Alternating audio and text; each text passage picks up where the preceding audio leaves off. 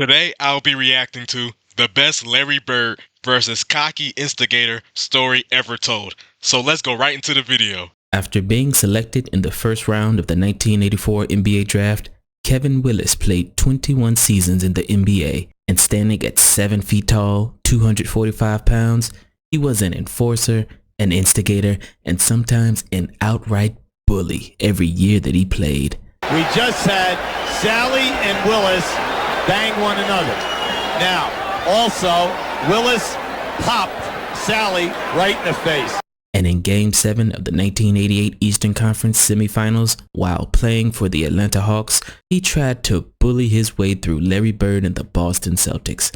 It was a lot of banging. It was 2 referees at the time, so you could just go in and bang. They can't catch everything. You get busted in the mouth, you get elbowed in the chin, whatever it was, and sometimes you get caught, sometimes you don't. There is blood on the right side of Dennis Johnson's face. He is cut at the right eye as he comes out defensively. But that's how we played. That was the Eastern Conference, and I loved it. I welcomed it, and they taught me a lot. And so I knew what referee you can get away with stuff and what referees you can't do anything with. Tommy, no love. In the 80s, the NBA and the refs just let the players do anything. Man, the 80s was a wild time. They will let the players do anything. Got players out here playing basketball with blood coming down their eye. It's insane. People get smacked in the face. Like, how you gonna smack John Sally in the face? He is cut at the right eye as he comes out defensively. But that's how we played. That was the Eastern Conference, and I loved it. I welcomed it, and they taught me a lot. And so I knew what referee you can get away with stuff and what referees you can't do anything with. Tommy, no love lost between Willis and McHale in this series. It's been going on the whole series, a little contact here and there. You watch him right now, and here's some serious stuff going on as McHale held him, and then Willis just smacked him in the nose, and then back comes McHale, and they call the second one. You didn't see the first one. All you did was see the second one. If you want to make a footprint in this game, you want to make a name for yourself, the physical part, that was great. Do it when you need it, but it's all mental. It was mental. Unfortunately, Kevin Willis picked the wrong one to play mind games with, because at the end of the third quarter, with Larry Bird having a relatively quiet game up until that point, Kevin Willis did something to set Larry Bird off, and the ultimate instigator accidentally ignited one of the greatest fourth quarter performances of all time. That fourth quarter, maybe the best fourth quarter as far as mano of all time. In that series, Larry Bird and the Boston Celtics were facing the greatest Atlanta. Oh my gosh, Dominique Wilkins was different. Oh my goodness. But like I said with the 80s though, they let the players do anything. McHale holding on to Willis smacking him in the face, McHale pushing him back. Let the players do anything, but Dominique Wilkins, oh my goodness. To shoot the shot, then go back and get you on rebound, but not even that. You gonna do a put-back dunk. That is insane. Of all time. In that series, Larry Bird and the Boston Celtics were facing the greatest Atlanta Hawks team in franchise history, led by the human highlight film Dominique Wilkins. 15 seconds. Here's Eddie Johnson. And what a spectacular dunk. He was spectacular. I mean, just spectacular. The dunks. Dominique Wilkins was a beast. Oh my goodness. And what a spectacular. No, I'm going back. We started right here. Johnson. Oh my goodness. And what a spectacular dunk. He was spectacular. I mean, just spectacular. The dunks. That the is explosions insane. to the basket. So we're playing. It's Neek's a rookie. He's coming in. The ball goes up. You know. I push C-Web. You know how you clear space. You get that rebound every day. You're not even worried about it because I push it. And I go up to get it, and all of a sudden, man, there's just a force all over my shoulder. He grabs it. He dunks it. You know those short shorts? They were right here. I tell you right now. I mean, he threw that thing down, and I was like, oh my! And Larry has the classic line. Larry goes. You know, Larry never got too excited. He goes, shoot, I better box that guy out, huh, Kev? I said, yeah, I suggest you put a body on him. That was one of the craziest things ever. I'd never seen a guy that high in my life. He just threw it down. Short shorts right here, huh, kid? Right here, baby. Oh my goodness, that was insane, bro. Y'all, look at I'd this. never Hold seen up. a guy that high in my life. Wait. If he just threw it down. Short shorts right here, huh, kids? That's Right insane. here, baby. That was not. I still have nightmares about that, Smitty. Obviously. When I was young in basketball camps, kids would always ask me, have you ever been dunked on? And I said, every game by my teammate. You know, I don't know how many times I thought I was getting an offensive rebound. And then all of a sudden this guy is jumping over me. You know, he had this saying, a lot of people can go to the top floor, but very few people can go to the penthouse. But when the series began, Larry Bird set the tone in Game 1 by dropping 24 points in the first quarter. Back to Larry, looking for three. He got it. Inside Larry, pushed by Wilkins. Fall away, Bird. Yeah! What did I say at the top? Bird will be ready. 24 in the first quarter, a new Garden record, the most points ever scored before in one quarter in a Boston Garden game. Well, the whole Larry Bird was hooping. Yeah, 24 points in the first quarter. Yeah, he was hooping. I'm trying to see how many points he ended the game with. If he started first quarter 24, I'll say he ended the game with 40 to 45. That's what I'm guessing. Points ever scored before in one quarter in a Boston Garden game. Well, the whole series was crazy. Game 1 and 2, the Celtics won by like a combined 80 points. Like they blew us out. I remember coming back for Game 3 to Atlanta, and the big article in Atlanta Journal was put a fork in them, we're done. You know, and then we win Game 3 and then win Game 4, go into Boston and win Game 5. We won Game 5 in Boston, and we was not supposed to win that game, you know, the critics say. So we knew going to Game 6, I said, man, we could advance and we can beat these guys. And then the last play in Game 6, I inbounded the ball to Cliff Livingston, and he was supposed to dribble handoff to either me or Dominique. Cliff looked at Dominique, and then Cliff went on his own and shot it. Cliff's right-handed. He shot a left-handed hook shot to end that game. Good shot. Look for Dominique Wilkins to begin with. Here we go. Livingston, no. Boston has won the game. We blew our opportunity, and at the end of the game, we drew up a play, and it turned into a broken play, and Cliff Livingston went to basket left-hand running hook. I was mad because the play was supposed to come to me, and I'm like, Woody, don't break the play, bro. Yeah, Dominique got to get that. Yeah, Dominique got to get that. I'm trying to see, did he get blocked or he, like, airball that? Like, he wasn't even close. Hold up. Livingston, no. Boston has... I don't know. It probably was tipped a little bit, but Dominique got to get that. You have 5 seconds left. Dominique easily could have got the ball and got a shot off. Dominique need to get that ball. Yeah, they blew that. Yeah, they blew that opportunity. Hey, man, they got to go to Game 7 back to Boston. Yeah. has won the game. That's tough. We blew our opportunity, and at the end of the game, we drew up a play, and it turned into a broken play, and Cliff Livingston went to basket left-hand running hook. I was mad because the play was supposed to come to me, and I'm like, Woody, don't break the play, bro. And so we ended up losing that game. And we had won, and we was waiting to play the winner of Atlanta-Boston. Yeah, they beat y'all Game 6 in Atlanta. Dumars and I on the phone because we watching the game and we taking notes. After y'all lost Game 6, Joe and I hung up. We said, all right, we playing Boston because they ain't going to win in Boston. Thanks, Steve. And so I remember landing in Boston, and I remember this old lady. That's what I just said. I'm like, oh, yep, they lost Game 7.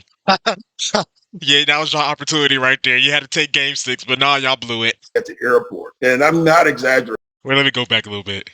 In Boston. Thanks, Steve. And so I remember landing in Boston, and I remember this old lady at the airport. And I'm not exaggerating. She may have been 80. And she walks up to me, hey, Rivers, you thought you wasn't coming back, didn't you? I will never forget that. I wish I knew who that lady was. After the game 6, Barrett made a prediction. He said, Atlanta blew their opportunity. I'm guaranteeing a win in Boston. Well, they had their chance. You know, they had a big chance to beat us. I think now that we're going to come out and play like we did tonight, but we're going to be at home. And our shots are going to be dropping a little bit better, and we're going to be running a little bit faster. So I'd say Sunday's going to be a big win for the Celtics. And we had to look at that, right? Big headline. So I remember we get to Boston. And we walk out of the locker room, and I stopped. I said, we going to win this bleep game. I said, if you ain't ready to fight, you ain't ready to go to war, don't come out here. I said, whoever guarding me tonight going to have a long night. Dominique, he is off quickly here with 6 points. I mean, every time I got to lane, there was Parrish, there was Dennis in the lanes, there was Kevin McHale. So I had to get creative. But I felt like in that game, no matter what they threw at me, it didn't matter. The offense for the Hawks. Wilkins from the perimeter. That's running the offense. 20 points for Dominique. Dominique Wilkins was hooping. Yo, I know this is a Larry Bird video, but Dominique Wilkins is like... I'm just amazed by Dominique Wilkins in this video. He was a beast. Oh my goodness. Yo. This man was a monster. So I had to get creative. But I felt like in that game, no matter what they threw at me, it didn't matter. The offense for the Hawks. Wilkins from the perimeter. That's running the offense. 20 points for Dominique. And during the first 3 quarters, everyone could see that Larry Bird didn't look like his normal dominating self. So Bird has not taken charge, and perhaps age and father time starting to tell. Bird cuts free. Rims out. Moving tightly on Johnson after he picks up his dribble. Against the double team, Bird is short again. Bird on the pull-up. Doesn't get the roll. So the superstar who put the pressure squarely on his shoulders by guaranteeing a victory here for Boston in number 7, struggling in the opening period. And when Kevin Willis saw a glimpse of weakness, he got way too cocky and decided that this was his chance to break Larry Bird's spirit. But instead of breaking Larry's spirit, all he did was wake up a sleeping giant. You know, Bill, I was that guy who wanted to be physical, the enforcer on the team and all that. And I had to sort of try to protect Dominique. And so when Willis Reed became assistant coach, he got in my ear. Willis Reed said, man, listen, the physicality is great, but it's the mental side of the game I want you to start focusing on. Never forget this. Kevin Willis, we would come down the court in the third quarter, and he reached over in Bird's chest. So it was Kevin Willis, it was me and Larry. We run down the court, and Kevin reached across me and put his hands in Bird's chest. He reaches across me and puts his finger in Larry Bird's chest, said, don't let this so-and-so score any more tonight. I said, don't let this so-and-so score no more tonight. I said, don't let this so-and-so score any more tonight. I'm like, don't let this son of a gun score anymore. Bird's eyes got this big. I looked at Kevin, what are you doing? And I looked at Kevin, I'm like, what are you doing? You don't want to awaken a sleeping giant. He got 12 points. Don't wake him up. And I looked at Kevin, what you doing? Yeah, Kevin Willis blew it. Okay, the team blew it game 6 because they didn't want to give Dominique the ball at the end. Then Kevin Willis, game 7, y'all playing great. Larry Bird is off. Y'all have a good chance to win the game. Oh my, why would you talk trash to Larry Bird? Talk trash to Larry Bird after the game, not during. Don't wake up the giant. Come on, man. Come on, Kevin. Come on, man. Why he do that? Why Kevin do that? Why Kevin Willis do that? No, not a game 7 either. You gotta do it after the game. Don't do it during. Don't let this son of a gun score anymore. Bird's eyes got this big. I looked at Kevin, what are you doing? And I looked at Kevin, I'm like, what are you doing? You don't want to awaken a sleeping giant. He got 12 points. Don't wake him up. And I looked at Kevin, what you doing? Are you crazy? Leave him sleep. Let him stay asleep. Yes. And he got hot. And coach said, Nick, go out there, stop him. I'm like, stop him? He hot now. Forget that. That's the only thing I can do is try to match him bucket for bucket. And it was a shootout in the fourth quarter. It came down to the last shot. Not so good at it. Bird gets it in low on the turnaround against Wilkins. Bird now cuts free. So they displayed in the early moments. Bird is up with the shot. Kevin Willis should have said nothing. Kevin Willis really should not have said anything. Look at this. Larry Bird is hooping on them boys now. Come on, man. Down to the last shot. Not so good at it. Fade away. Come here. Come around the screen. Come here.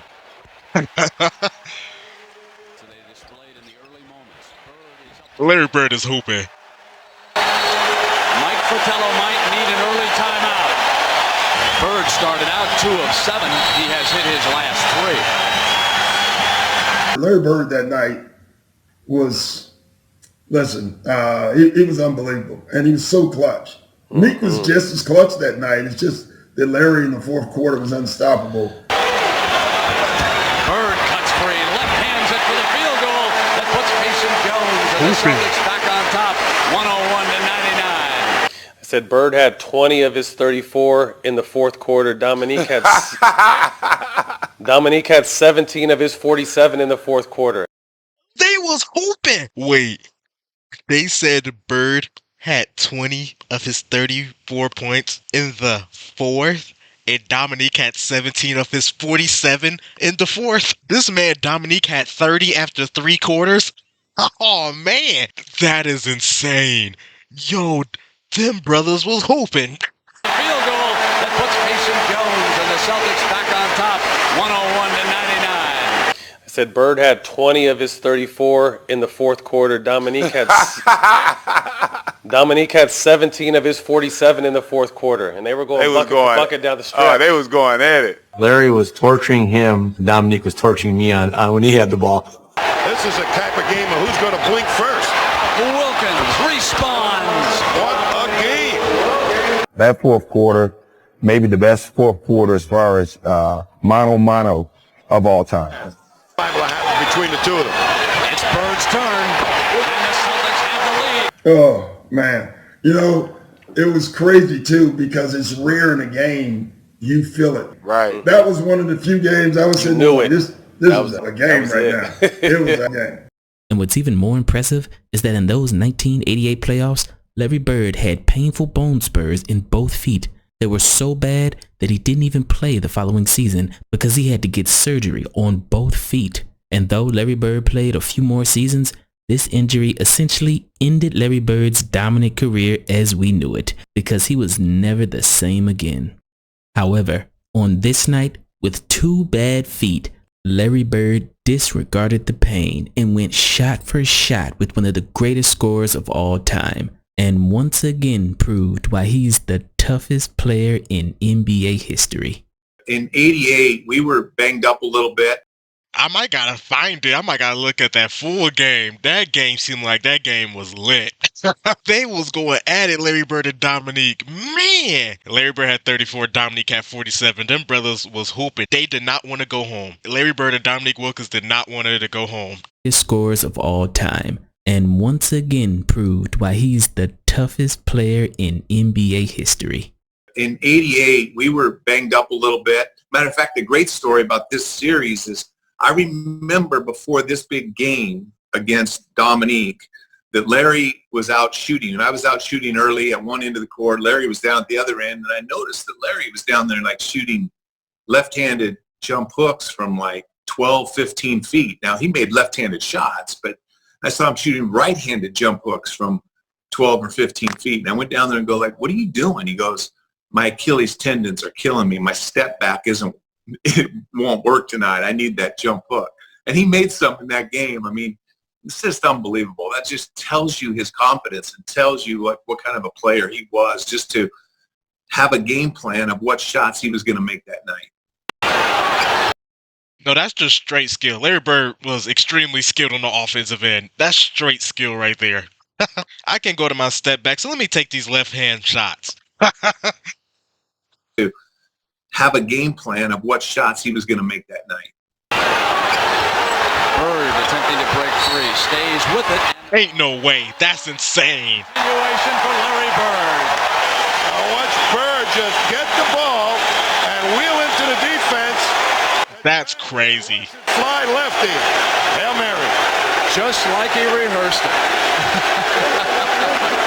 To watch him just gut it out and just to will his body to even finish that game, let alone score 20 in the fourth quarter of a Game 7 is mind-boggling to me. Man, he was doing a little bit of everything. I don't know really what he was doing in that fourth quarter, but the stuff that he was doing, it was unbelievable, man. I mean, he was throwing left-hand shots, running hooks.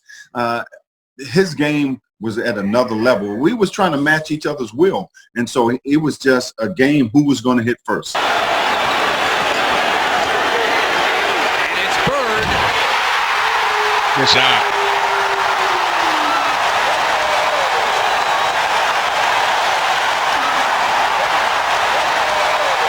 Man, tough shot, man. Duel continues. 42 for Wilkins, 30 for Bird. It's 112-107 Boston. It was probably like 30, 40 seconds to go in the game. But I remember he said, we both deserve to win, but somebody got to go home. 112-109, 47 seconds.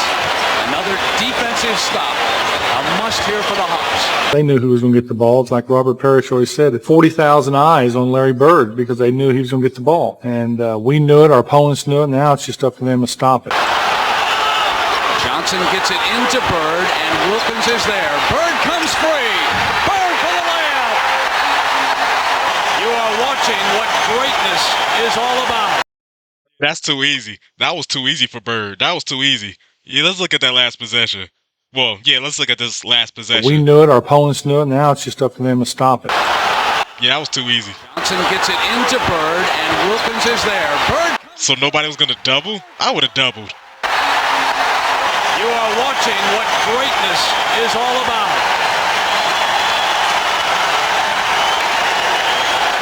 We began the broadcast by telling you about Larry Bird, who following the Game 6 victory by the Celtics in Atlanta, guaranteed a win in number 7, saying the Hawks blew their chance by losing number 6. Larry Bird started the game slowly, but here in the fourth period, he has shown you why he's a future Hall of Famer. 20 points this quarter. He is 9 of 10 in this period. He has hit his last 6 field goals, and as far as Larry Bird is concerned, it's Detroit, here we come. Man, he shot 9 of 10 in the fourth quarter, 20 points, and he hit his last 6 shots. That's insane. He was hooping out of his mind that fourth quarter. He has shown you why he's a future Hall of Famer. 20 points this quarter. He is 9 of 10 in this period. He has hit his last 6 field goals, and as far as Larry Bird is concerned, it's Detroit, here we come. The miss, and that's it. Boston 118, Atlanta 116. I mean, that was one of the greatest performances I've seen from a guy in those circumstances, because you're talking about 7th game in the playoffs. To carry his team the way he did in that fourth quarter, man, to his credit, man, he took the Celtics and put them on his back, and pretty much that was it. Hey, that was a great video. That 1988 Eastern Conference semifinals, that series was fire. Man, that was a great video. Larry Bird and Dominique was going at it. Maybe Larry Bird probably would have got off anyway because Larry Bird, he's a great clutch player, but I definitely think what Kevin Willis did play a factor into Larry Bird going off that fourth quarter. If he didn't say nothing, Hawks probably would have won that game because Dominique scored 47. Dominique scored 47. Dominique Wilkins was hooping out of his mind. He wasn't scared of the moment or nothing. He was trying to take it. In the Garden, too, where it's one of the toughest places to win, especially in the 80s. Yeah, Dominique was hooping out his mind. Man, that was a great game, though. Shout out to Larry Bird and Dominique Wilkins. Man, that was a great game. So comment down below your thoughts about this video, your thoughts about Larry Bird, your thoughts about Dominique Wilkins, y'all thoughts about what Kevin Willis did this Game 7, your comments about that fourth quarter between Dominique and Larry Bird. You can comment down below more games or players where you think it was a fourth quarter like that where 2 players was just going at it, just kept scoring back and forth. I'm just curious to see what you all think. Furthermore, like and subscribe. Also hit that notification bell so you won't miss another video from me. And I hope everyone have a blessed day. I'm out.